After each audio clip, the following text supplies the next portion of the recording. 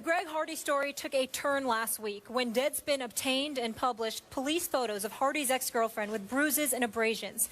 Cowboys owner Jerry Jones and coach Jason Garrett said Sunday they had not changed their views on Hardy in the wake of the photos' release. Eagles offensive tackle Lane Johnson and center Jason Kelce were very outspoken after Philadelphia's 33-27 overtime win against Dallas. Johnson told the Philadelphia Daily News, quote, "Anytime I had a chance to put a little extra mustard on a block, I tried. He wasn't all that emotional in the game. I guess he is in other games. I don't know if the stuff got to him on the news, but he kind of seemed out of it a little bit." Although Hardy recorded the Cowboys' lone sack Sunday, he didn't do much else in the game, and Kelce was happy about that, saying, "I'm glad he didn't have a good day. It's a joke a guy like that is able to play this quickly. Three people I have zero respect for in this world, people who hit women, who molest children, and rapists." Stephen A. Smith, I agree with that one. Your reaction? Well, first of all, I think any decent human being agrees with what Kelce had to say. Greg Hardy should have been cut immediately. Now, obviously, for the purposes of this show, let's be very, very clear that my position has modified to some degree, but I want to make sure that I use this opportunity to clarify my statements from weeks ago. I was totally in support of Greg Hardy coming back to the Cowboys, but people forget why I supported that. My position has been very, very clear. You were convicted on a bench trial of domestic violence. You appealed that decision. Ultimately, it was supposed to go to a jury trial, but but they could not find the victim, and as a result, the case was thrown out. Okay? The NFL ultimately got involved subsequently. They suspended you 10 games. You appealed that decision. It got reduced to 4. And from that moment forward, the thought process was Tampa Bay, along with other teams, may potentially be interested in Greg Hardy. He was going to go to the Cowboys. So my attitude was, why not? If somebody's going to grab him, and you are basically getting him at no risk whatsoever because you have a no tolerance policy, okay, he's going to be back in the league for somebody. Why take him? Do you want him on your team? No. Should he have been out of the league for at least longer than he was? Yes. But if he was going to be eligible to play, let him, you know, I don't have a problem with the Jerry Jones and the Cowboys taking him. But then the photos came out, okay, in the aftermath of all of that. And people like myself and others raised the proverbial eyebrow. There are some people that are going to have a problem with that. I'm here to tell every woman in the world, you have a right to have a problem with that. Because the reality of the situation is that it shouldn't take photos for us to come to these conclusions. But what you have to accept as a part of our reality is that visual matters. It's impactful. No matter what you read or no matter what you hear and no matter how we should absolutely positively feel, the visual has a profound impact, and it can alter your thinking and elevate your level of sensitivity even more so. I could read about domestic violence and find it incredibly appalling and something needs to be done, just like I read that police report. You could sit there and say this guy deserves to be suspended, he deserves to be cut, etc. But you have a at least slightly different emotion when you see and visualize what has transpired. And when I saw those marks all over that young lady, I remember Greg Hardy categorically and emphatically proclaiming his innocence and how she was lying and she did it to herself and all of that stuff. I believed he was lying, but when I saw those photos, I knew he was lying. And there's a difference in that. And so that's where we are right now. It's sad, and I think that right now the attention needs to be brought to the Dallas Cowboys because Jerry Jones hadn't seen these photos. And apparently he was given by Hardy and his representatives at least slightly different picture than what we ultimately saw. That should be excuse enough for Jerry Jones to sit there and modify his form of thinking and get rid of Greg Hardy. But the NFL had seen the photos, well, right? The Players Association had seen the photos. Yeah, but you also have to understand, first of all, as it pertains to the NFL, they did what they could do. They suspended the man for 10 games, but they have a system that they have to operate under, and he was allowed to appeal. The Players Association, regardless of how much it may disgust everybody, you have union representation, and it's their job to come to your defense, regardless of how reprehensible that you may be. We live in a society with you know, we've got vicious criminals, murderers, and what have you. What's the first thing we say? They're entitled to representation. So it's something that comes with our society. We may not like it, but it's the reality. So we can't blame the Players Association but so much. We can't blame the league but so much. But in terms of the court of public opinion, I think we've seen enough. I think we know what time it is. Okay. I certainly agree with everything you just said. But here's why I can't get worked up about cut him right now. Sure.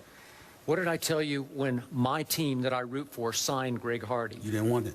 I was ashamed of it. I told you he's a despicable human being, and I don't want him on the team I root for because it's going to force me by association to root for this despicable human being. And I got to tell you, last night, my emotions were torn. They were mixed because this guy is more trouble than he's worth.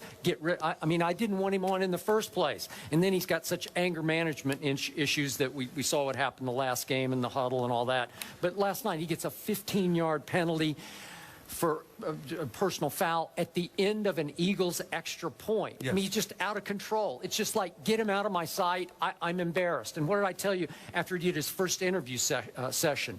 And he was so remorseless and so insensitive in his remarks that he made. I told you, I'm ashamed of my team. He's on my team. He's in my locker room doing this session. It made me sick at my stomach.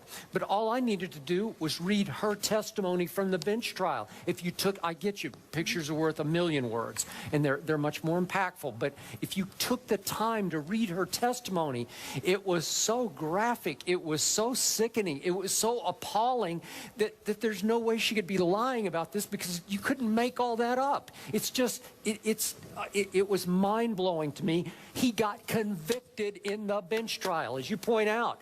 And then North Carolina has sort of a quirky law that allows you to appeal for a jury trial. She did not participate, and the authorities said she was paid off before the jury trial.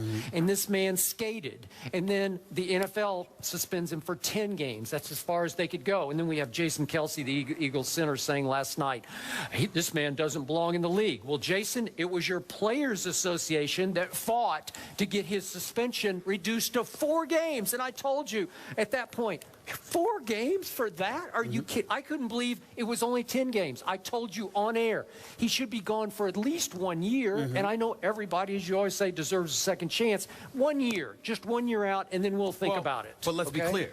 Let's be clear.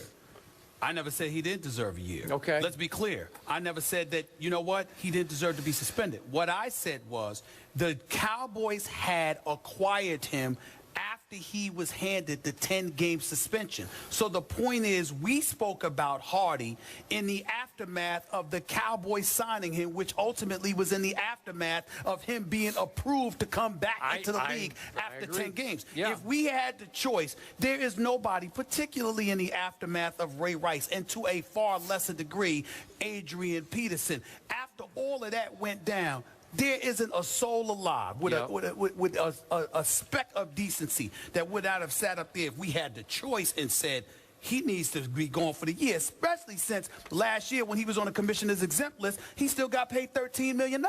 So we're like, you didn't lose any money, so what did you lose? So in this particular age, you're going to just lose 10 games? That's ridiculous. But the decision was made, the courts got involved, the suspension was reduced from 10 games to 4 games, and so the debate was about whether or not Jerry Jones should take this eligible player for the NFL. He was. This eligible player for the NFL. They weren't breaking any rules to sign him. When other teams were expressing an interest. And I said, okay, you got him under a no-tolerance policy. That is what it is. But let's be clear. In the end, what it comes down to is this. He has proven to be despicable in his actions. And I watch him on the sidelines. And I got to admit to you, it's different from Ray Rice in this respect. This guy's psycho, Ray Rice's actions were reprehensible.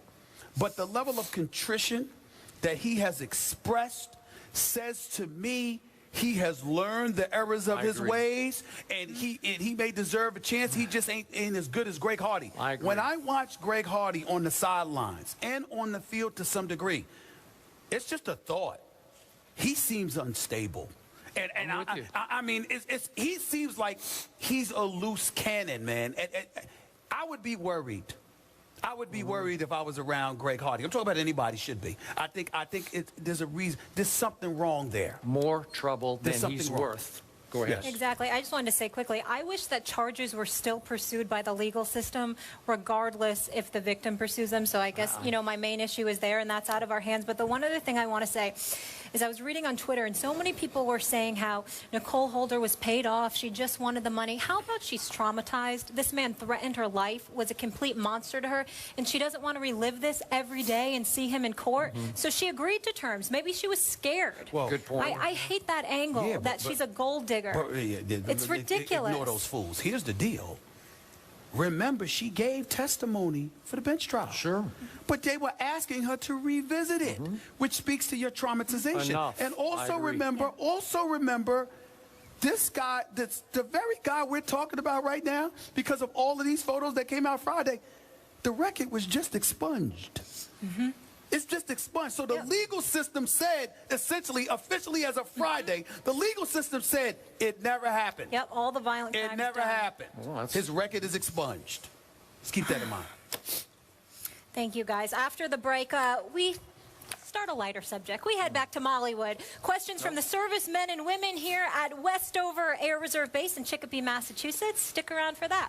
The fans are taking control. I love it. Direct access to you, too.